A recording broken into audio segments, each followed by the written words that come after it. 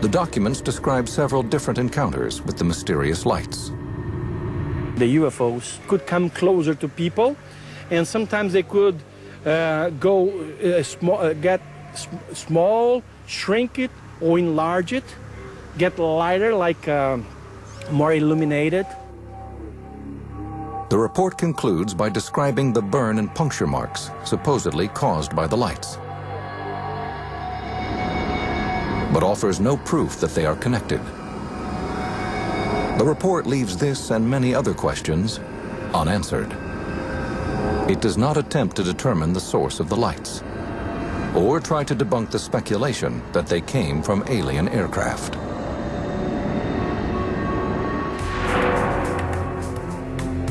Today, it seems clear that a definitive explanation for the Colares sightings will not come from the Brazilian government. Officially, the Air Force states that, regarding Operation Saucer, a report was produced with diverse depositions, apparently without any scientific foundation. For the time being, new information may come from the work of independent researchers and ufologists. Physician Daniel Rebiso has studied the Colares sightings since 1985. He began his research by trying to discover other possible causes for the burn marks found on victims. There was a suspicion that it could have been an animal, maybe a bat. This theory was discarded because when vampire bats bite, they leave marks in the shape of an O. It is a bite and it bleeds a lot. There was no bleeding in this case. Rebiso also considered the theory that the sightings on Colares could be attributed to mass hallucination. It was thought that it could have been mass panic, self-mutilation, that people were scratching themselves, hurting themselves. This also wasn't what happened. Rebiso's research suggested that the wounds were not self-inflicted.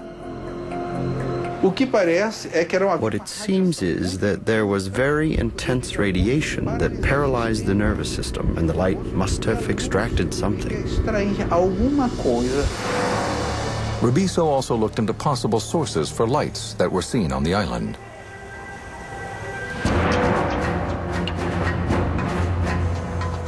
At the time of the sightings, the Brazilian government was fighting communist guerrillas in the state of Para, in which Colares is located.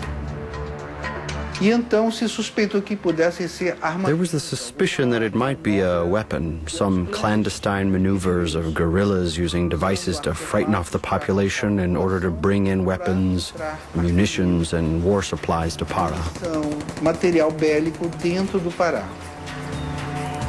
Despite reports of guerrilla activity, the government will neither confirm nor deny the information.